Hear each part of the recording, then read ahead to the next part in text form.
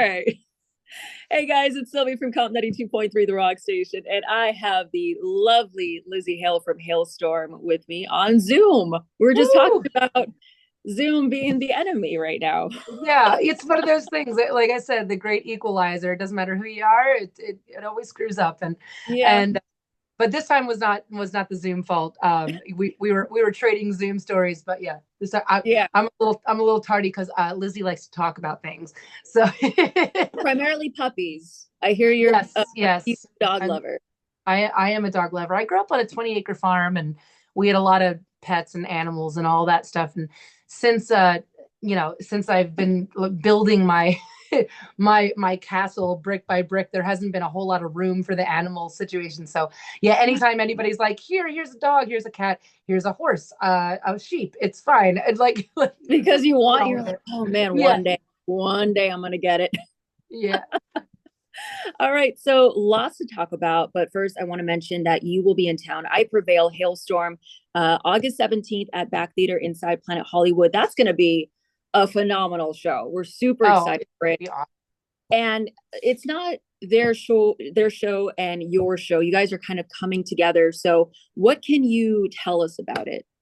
Well, this is just, it's kind of this beautiful display of just community. And we have such big love and big respect for each other as bands. And we've been kind of like digging into a lot of what just like everybody has a different flavor of rock, each of us do. And we approach it like from equal but opposite ends of the spectrum. And so what we ended up doing is that we ended up collaborating with each other on a couple songs, and we're planning on releasing some of that as well as performing together. So it's not just hey, here's a list of bands that are all on the same bill playing their set. It's like this is kind of like, hey, let's bring everybody together. And on a more childish note, the funniest thing that's been happening is we've all been stalking like our collective super fans, and we're Uh-huh. like, oh, I can't wait for your guy to meet my girl. Oh, they're gonna like each other. Oh, they're gonna get, Oh my like God. it's this like small like matchmaker. Like I think our both sides, both of our armies will play well together. And Yeah. so it's just become a little bit bigger than either one of us, which is a beautiful thing. And I think it's going to be awesome because, I mean, you guys are obviously so in love with each other's music and with each Mm. other. And I think the audience is really going to pick up on that.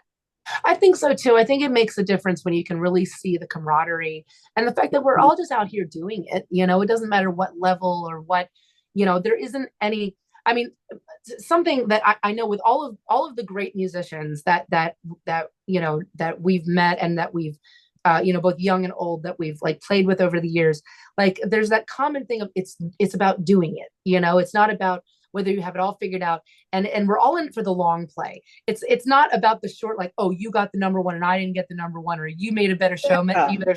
Like we all have a friendly, like, oh, hey, outdo that motherfucker kind of thing.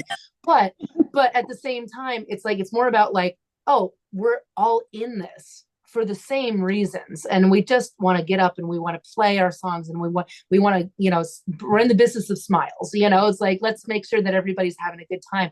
And it's great when you're with a bunch of people that have not forgotten all about that. Mhm. And so and I feel like the audience can tell. They can tell when bands like each other or when they don't, or when they're not getting along. And some people feed off of that kind of negativity. And we've never Yeah. really been those people. It's like we'd rather have everybody be like, we're all in the same circus together. It's just that you're on the high trapeze and I'm trying to get eaten by a lion. It's like it's the same thing.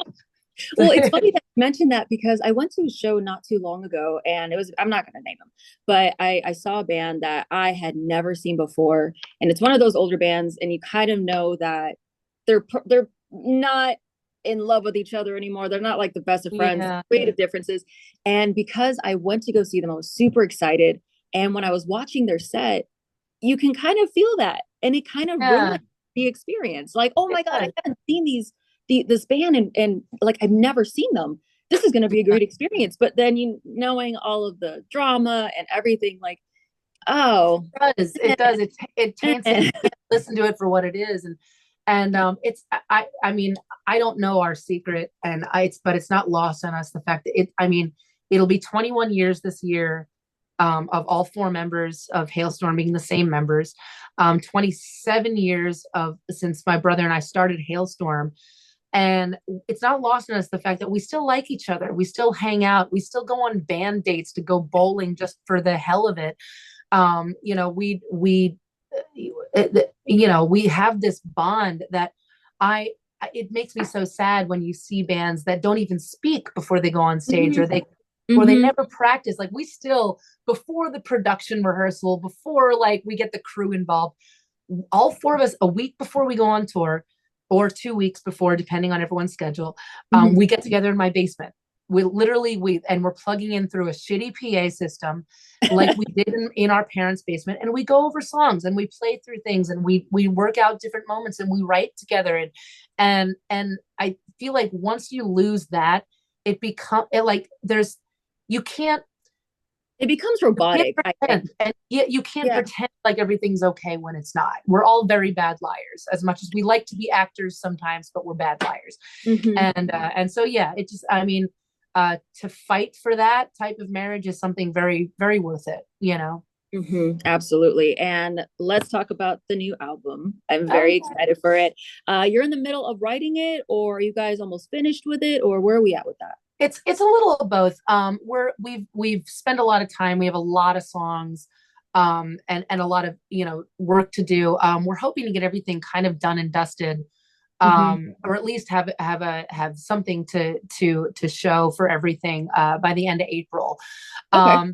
But that being said, it's kind of this. We're all in this kind of beautiful spot where we're more or less kind of peeling back the onion that is Halestorm, instead of adding Yeah. on top of it. We're like, hey, we're in a great spot. Like I know for me, I'm in like this beautiful vulnerable spot lyrically, where I think I'm revealing secrets I had been keeping even from myself, for years. Hmm. But now it's coming through in song, and then we're all just having a great time together. And so right now it's more like we're in that game of, okay, how much further can we take it before we run out of time, and which is Hmm. great. It's kind of this beautiful pressure. So yeah, I have been saying that on this next tour, for all of the super fans, and you know who you are, that comb over everything we possibly do in a set, keep your ears open, because I may be a little impatient, and throw in some new songs or little tidbits of things that I want to share, because Yeah. I'm selfish that way. But No, yeah, you're so there's spoiling that. your fans. Yeah, well, yeah, it's a give and take, it's, I get Yeah. something I do. But yeah, so it's really cool. And we're going with Dave Cobb, which is a new flavor for us. And he's so great. It's like, it's one of those, like, we're all just like kids playing in the sandbox. I'm like, all right, I got some Legos, you got a jigsaw. I was like, oh, you have a pony, how about a rocket? It's like, Yeah, it's yeah, a lot of yeah. that. So I haven't had, I feel like I haven't been this free making a record, or comfortable doing it, and just living in the chaos, in a little while. And Mhm. that's, again, we, whatever the times before that we will not mention, with COVID and all that. It's been a Yeah. while since I could just sit and really live in everything, and not feel the weight of the world in a negative way. Um, so yeah, I think it'll be good. I can't wait for everyone to hear it. So Yeah, and an interesting note that I wanted to point out is I've heard that you were basically in the best place in your life right now, and that you were like just super healthy, just super happy. And there was a story about some like super fans. I think they were called the mhm. Lizards, and they met you like at a meet and greet, gave you some letters because they sensed that you were Yeah, a little down in the dumps, and they sent you some letters saying like, hey, it's okay to be okay. Like, how has that influenced the album, but also mhm. two, what was that like to just, I guess, get that permission to be like, oh yeah, I may Yeah, not be okay. exactly. Well, I mean, with with being the spearhead of your operation, the front person of your band, uh, living out these dreams that you didn't even think were possible when you first started, and then they keep adding on, and then you're doing great, and nobody really like prepares you for when things are going great. Yeah. They prepare you for all the things that maybe could happen that would be wrong, or try to steer you in different directions. But for me, I think I was going through a time, where I was letting a lot of intrusive thoughts take over, and Oh, not those are the worst. not being okay with not knowing where I was going, or not having it all figured out, and kind of ended up spiraling out on that for a second. It felt like the entire last album was just kind of like you're playing this game of catch up, and you're giving yourself a pep talk to keep going, and Yeah. maybe you'll have these glimmers of moments that are going to kind of keep you on. And I just kind of hit a wall, and these beautiful fans that have literally, to clarify, these girls and these super fans, and they're all over. These specifically were some European fans, but I'm talking about the Halestorm fans that come see every show, front and center, meet and greet every day. They become a part of you and a part of the tour. Yeah. And they all basically had said like, hey, the shows are great and everything, but there's something lost behind your eyes that has changed, and you don't have to tell us anything about it, but hey, like we're here for you. And then the next day they ended up giving me these beautiful letters, and I'm paraphrasing, but each in their own way basically said, hey, um, here's the reasons why we follow you. Here's the list of reasons why you saved our life. We've gone through everything with you, and it's okay not to be okay right now. You can take off the crown. If you want to cancel gigs, you can cancel gigs. Just make sure you take care of you. And it was such a simple gesture, but I was bawling Of course. like I'm reading these letters, and I'm just crying my eyes out backstage, not in a bad way, but just like, it was such a weird relief. It sounds so trivial and so dumb for a group of people that you care about so much, to say, hey, you don't have to be the strong one right now. We will still be here for you. And just that gesture ended up doing so much more for me. Like, creatively, I'm able to open myself up more in a way that, like, they've given me permission to be flawed, Yeah. and permission to be my truest self, even if that's not the most perfect thing. I can let down the facade of the veil of like, oh, I'm just tired, oh, I'm just busy, oh, I'm just Yeah. no, actually, because then after they gave me those letters, the next night I was kind of holding court with them out by the buses after the show, and I was just like, you know what, you know hero Kate be damned. This is exactly what's going on with me. And here's what I don't know what I'm doing here. I don't know if I'm even good enough. These people are like saying I'm this great thing. I'm really not. And I'm all that, like, so I just kind of Oh, spilled oh, guts to yeah. these women. And to get that embrace of like, I saw it happen with both of us, because for me, I got this relief of like, hey, who you are is still valid, not just this avatar you created, but who you are is still valid. But then Yeah. what they got from it was, oh, we're seeing this person that not only has it been something that maybe we want to achieve in our own life, but now Hmm. we're seeing in real time that you're just as screwed up as we are, Hmm. but there's hope because you've also made it here. So it just makes, for any front people that are going through that right now, by being more open and honest with your fans, you get more from it, and they get more from it, because then it's not just they're worshiping this weird idol that you've like dressed up in this amazing way, which is good for you. The fact that you did that is amazing, and it's valid, but they're seeing you as a real person, and therefore it's just a deeper connection. Yeah. So it's worth it. It's scary, because Hmm. you don't want to show your ass to everybody. You don't want everyone to see you at your Yeah. lowest moment.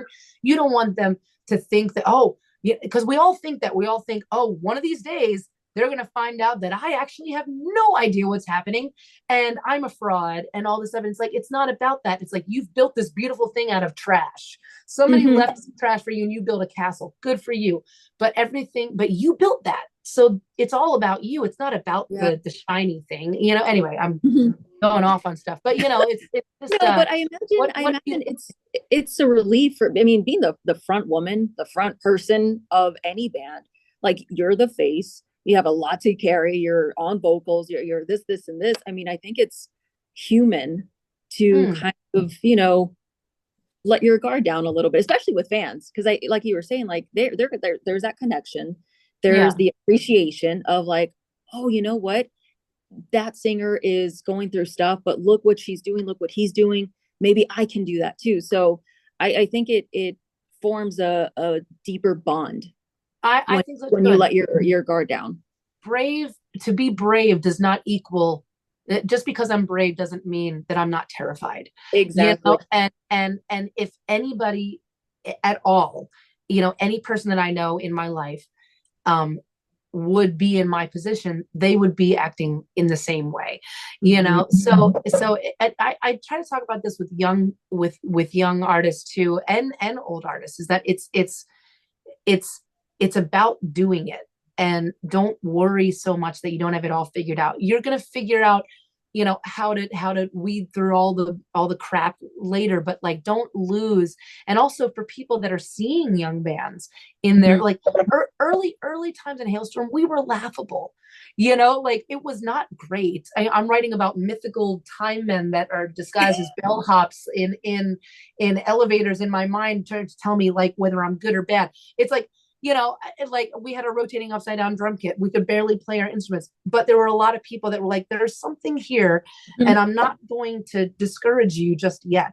And so again, like give yourself permission to be flawed, and give your, you know, young bands permission to be flawed, and your front people permission to be flawed, because we're all just human, and we're all trying to Absolutely. do life in the best way we can possibly do it, you know? Oh yeah. And speaking of younger bands, there's a story that I absolutely love about you. And I'm not gonna lie, it brought a tear to my eye just because of the just the full circle. And it was a story about you, and I would love for you to tell it, but this is kind of I'm paraphrasing. It was a former member of Shinedown, and he Mm-hmm. gave you a guitar, and you thought, "Oh, I'm just borrowing it. Let me give it back." No, it's yours. And then years later, you're doing the same thing for Danny from The Warning. So if you can just tell that story, because I'm Oh, just paraphrasing it, but I love this story. of course, of course. I forget where we were. We were in some house of blues somewhere. Maybe it was in San Diego. I can't remember. And this is back in like 05, 06. And so young band, first of four, we get 20 minutes to play. We didn't have any roadies with us, so we're all like changing our guitars and doing the thing. And we were opening up for Shinedown. And and I broke a string during the show. And so I go back to try to like change out my guitars, and Jason Todd, formerly of Shinedown, hands me this beautiful Firebird white guitar. Mhm. And he's like, here, use this. I'm like, oh, thanks, man. Just Yeah. thinking, letting me borrow his guitar. Sure. And so I finish out the set. I go back to his dressing room and like try to give him back the guitar. And he turns to me, he's like, oh no, I went across the street. I bought that for you. That's your guitar now. And I'm like, what? And also, what can I do for you? I haven't done anything for you. You know, it's like, let me do something. And so he basically said, he's like, when you meet a young woman that inspires you as much as you've inspired me, I want you to pass it on. Mhm. And, you know, and it's so crazy how the moments, they all find their own time, because then fast forward, we're out with The Warning, and these girls are incredible I live. love them. Where The was I? Oh, Warning. so fast forward, we're touring with The Warning. And again, these girls are incredible. They attack the stage live. I Yeah. always tell people, you got to go see them live. It's the whole experience. So it got to the point where, I mean, we're all skipping warm up to see these girls play. You Mhm. know, I am now finding myself in a state of, I am post show with a metronome and my guitar, trying to be better, you know, at guitar, right? Because of these young women that are like, again, like reminding me of what this is all about. So I call up my friends at Gibson. I'm like, can you find me a guitar? And at first I was going to give her one of my signature guitars, but I was like, no, Sure. I need it to be, I need to be something that she can call her own, that doesn't have my name on it and all that. Sure. So I found Mhm. this beautiful white Explorer, as is tradition, give her the white guitar. And I basically did the same thing. I got in cahoots with her roadies, and I'm like, hey, and they're like, okay, she has one change during the set. I'm like, I'll just be a roadie for a day. So I hand her the guitar. Same thing happened. She's like, I'm getting to play your guitar. Here you Oh. go. Here, like afterward. And I'm like, no, it's yours. And so basically, literally said the exact same thing Jason said to me, Mhm. like, I want you to pass it on. You guys are the future of rock. Don't quit. And the next time that you see a young woman that inspires you the way that you have inspired me, you Yeah. pass it on. And it was so crazy, because it's like the girl, everyone cried, and their parents were there and they cried, and we all had a Oh. huddle. And it was just so beautiful, because it's like, again, this is, if if I do nothing in my life other than like I may not even see, you know, beyond like how many of my idols were able to see what they did for me, I don't know. But Mhm. if I'm able to just do more of that and encourage everything in the right direction and just be able to pass whatever meager little flame that I got, pass that torch on, in order for that to happen again later, is like I've done my job, and that's what Yeah. I'm here for. So it's like those moments for me, I almost do it in such a selfish way because it turned the tour around too, because then everyone's like just in a great mood and like, oh yeah, this is what it's Yeah. about, here we go, you know, those little reminders. So And yeah. I think it was a really important thing for women in rock because Todd looked at you not as a female guitarist, but a guitarist, and you looked at Danny as, you know what, you're a woman in rock, and I'm pretty sure there's the obstacles. Let me do Of something that's course. gonna uplift you. So I think Of that's course. there needs to be so much more of that. I agree. I agree completely. And you know, I talk about it a lot with like with my counterparts, with Amy Lee and you know, Taylor and Maria and everybody, and how we all kind of have that same feeling where it's like that's kind of our responsibility right now. We're not in the end game yet, but we've made it through a messy middle, you know, Yeah, and that there's been a lot. idea that there's a couple things that these young women are still going to have to go through and hurdle through, as much as we've been trying our best to you know. Protect them from it, I bet. Yep, it's yeah, exactly, it's going to happen, and just so they know, hey, regardless of, again, whether you got it all figured out right now, it doesn't matter, none of us really have it all figured out, and just enjoy it and do the thing and chase after it, because why not, you know? Yeah, absolutely. And of course, I have to mention this. You are going to be fronting Skid Row. Oh yeah. 4 shows that's starting in May. And actually, a friend and I were talking about it, and we were like, "Oh man, can you imagine if she plays or if she sings 18 and Oh yeah. Life 18's life and or the whole thing. yeah, Youth Gone Wild? Like, can you imagine her vocals on those songs? Like, how did that all happen, and how are you feeling about that? I'm elated because I don't think I even realized the magnitude of what it really means to everybody, and all of us collectively. I mean, I've been friends with Rachel and Snake for forever now, just like living in Nashville, and they've been my buds, and we've played stuff together before, just like offhandedly at bars here in Nashville and all of that.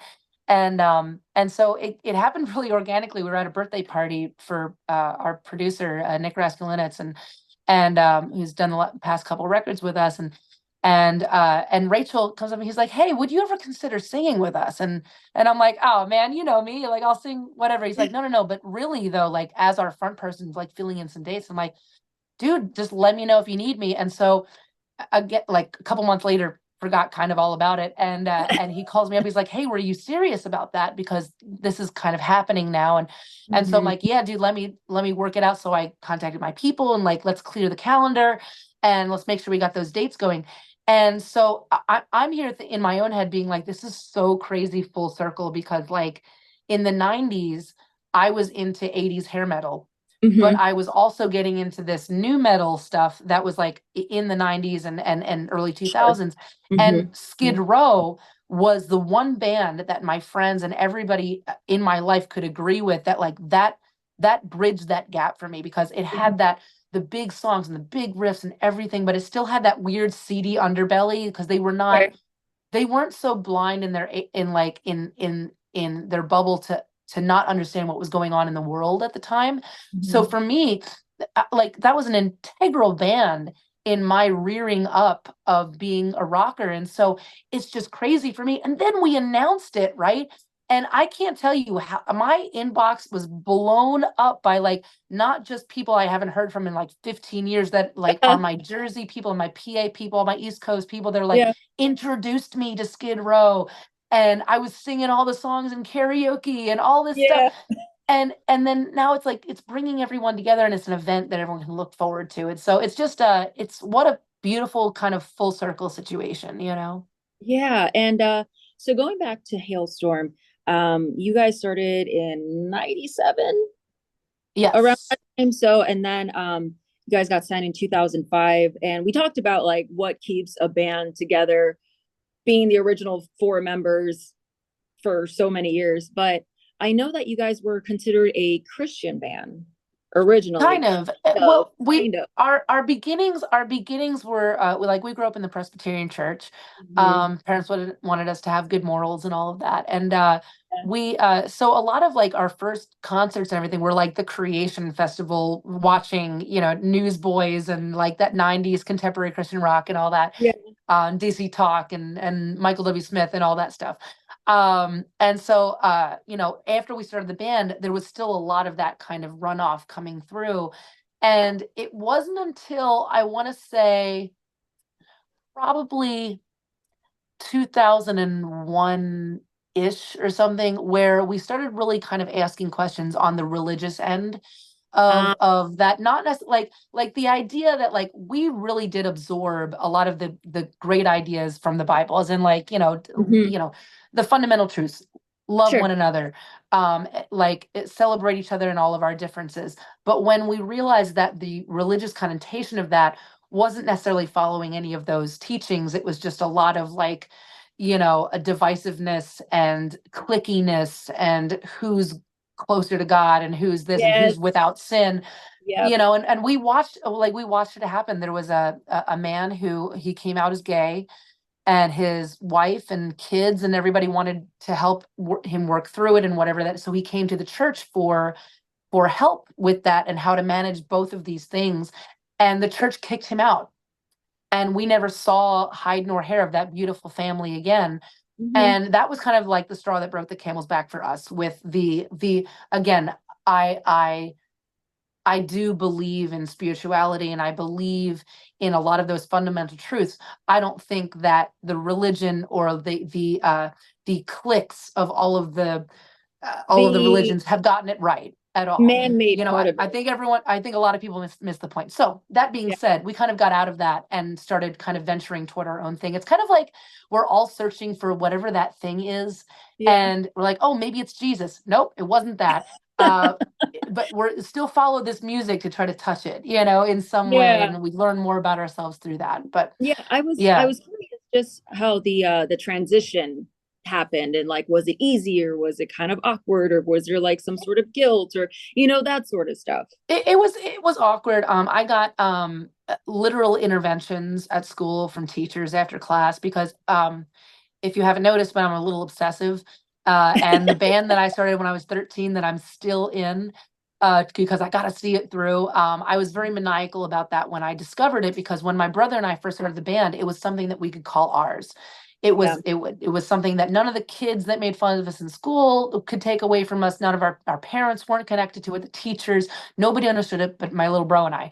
And so when that started being questioned, we were like, this is ridiculous. These people have no idea that we're going to be the biggest band in the world, you know.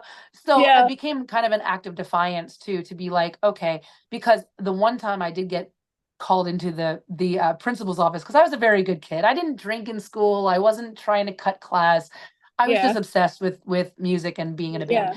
Yeah. And I was handing out our cassette tapes to everybody in the hallway between classes, got called in the principal's office, and the principal was like, all right, I need to proofread all of your lyrics. And I'm like, okay. Oh. Now, that being said, when I'm 13, 14, I'm not writing songs like I get off on you getting off on me. I'm not writing about threesomes in Holland. That came later. I was writing songs about my first boyfriend and Sure. feelings about my parents.